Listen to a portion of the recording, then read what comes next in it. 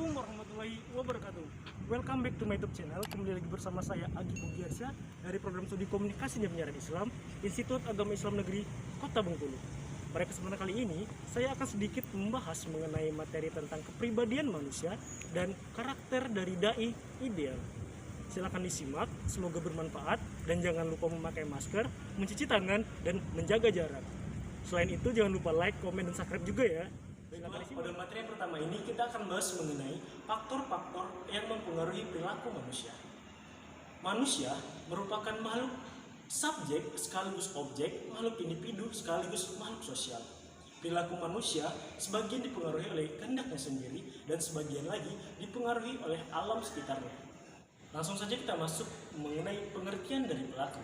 Perilaku secara biologis memiliki arti adalah sebuah aktivitas atau kegiatan dari suatu individu, baik yang kita bisa lihat secara langsung ataupun secara tidak langsung. Selanjutnya, kita akan bahas mengenai faktor-faktor yang mempengaruhi dari perilaku manusia.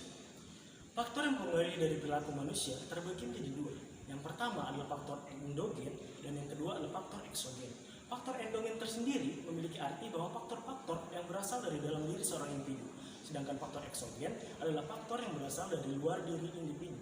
Faktor yang pertama adalah faktor endogen. Faktor endogen tersebut diantaranya yang pertama adalah jenis ras, yang kedua adalah jenis kelamin, yang ketiga adalah sifat fisik, yang keempat adalah sifat kepribadian, yang kelima adalah bakat pembawaan, dan yang keenam adalah intelijensi. Kemudian faktor selanjutnya adalah faktor eksogen.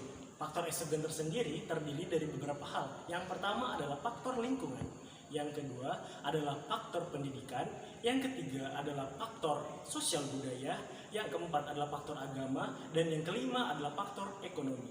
Selanjutnya adalah bentuk-bentuk dari perilaku manusia. Perilaku manusia terdiri dari dua bentuk. Yang pertama adalah bentuk pasif dan bentuk aktif. Perilaku pasif adalah perilaku yang tertutup, yang artinya perilaku yang tidak bisa kita lihat secara langsung. Contohnya berpikir. Yang kedua adalah perilaku aktif.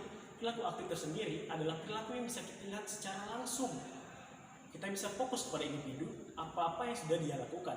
Contohnya, tingkah laku dia ketika berlari, berjalan, berpakaian, dan lain sebagainya. Selanjutnya, kita akan bahas mengenai ciri-ciri manusia yang membedakan dengan makhluk lainnya. Jadi, perilaku manusia yang membedakan dengan makhluk lainnya diantaranya yang pertama, bahwa manusia memiliki kepekaan sosial. Bahwa tiap individu dari manusia tersebut memiliki kepekaan sosial antara individu satu dengan individu lainnya. Yang kedua adalah kelangsungan dalam berperilaku. Yang ketiga adalah bahwa manusia memiliki orientasi terhadap tugas yang telah dia berikan kepada orang lain maupun orang lain berikan kepada dia. Keempat adalah bahwa manusia memiliki niat, tekad, usaha dalam menginginkan sesuatu hal. Tiap manusia pasti ketika dia ingin menginginkan sesuatu yang dia inginkan, pasti dia memiliki usaha atau tekad tertentu supaya apa yang dia inginkan tercapai. Yang kelima, bahwa manusia itu adalah individu yang aktif, kreatif, serta unik. Kenapa saya bilang begitu, bahwa manusia itu unik? Karena hal yang membedakan antara manusia dengan makhluk-makhluk lainnya, bahwa manusia memiliki pikiran, perasaan, dan lain sebagainya. Selanjutnya adalah bagaimana sih cara merubah perilaku dari manusia tersebut? Sebenarnya, perilaku manusia bukanlah hal yang mudah untuk dirubah, karena tiap individu dari manusia memiliki kepribadian, keinginan, dan kehendaknya masing-masing terhadap membentuk perilaku dia. Akan tetapi, alangkah baiknya sebuah perilaku dari manusia tersebut diawali dari keluarganya agar membentuk perilaku yang baik, karena keluarga ataupun orang-orang terdekatnya adalah faktor utama atau faktor terdekat merubah suatu perilaku dari manusia individu tersebut. Materi selanjutnya kita akan bahas mengenai karakter dari dai ideal. Apa saja sih karakter yang harus dimiliki seorang dai ideal? Di antaranya, yang pertama adalah bahwa seorang dai yang ideal harus memiliki keteladanan yang baik. Karena keteladanan yang baik adalah hal yang sangat penting yang dimiliki oleh seorang dai. Karena teladan dari seorang dai itu adalah hal yang pertama ditampilkan di halayak ramai ketika dia ingin menyampaikan sebuah ceramah ataupun tausiah.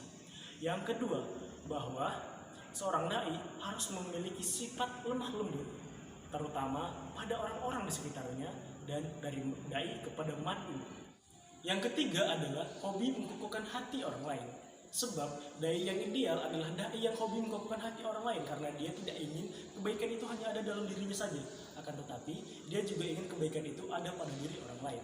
Yang keempat, bahwa seorang dai yang ideal memiliki sifat malu.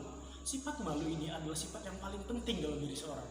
Sebab malu harus ada dalam diri seseorang untuk menjaga image dan menjaga harga dirinya. Karena seorang dai yang ideal harus menjaga image dia di hadapan orang lain dan menjaga harga dirinya, bahwa dia itu lebih baik ataupun menjadi contoh yang baik dan model yang baik untuk orang-orang yang akan meniru sifat dan sikap dan perkataan apa yang telah dia ucapkan. Dan yang terakhir adalah bahwa seorang dai yang ideal percaya bahwa Allah Subhanahu wa taala selalu bersamanya. Dalam keadaan apapun, baik itu buruk, senang, dan lain sebagainya, Allah selalu bersama dia. Karena Allah selalu ada dimanapun ia berada. Mungkin. Nah, itulah materi yang bisa saya sampaikan pada kesempatan kali ini mengenai perilaku manusia dan karakter dari dai ideal. Kurang lebih saya mohon maaf apabila ada kekurangan, itu milik saya, dan kelebihan datangnya dari Allah Subhanahu wa taala. Sekian yang dapat saya sampaikan. Saya akhiri. Wabillahi taufiq wal hidayah. Wassalamualaikum warahmatullahi wabarakatuh. See you next time.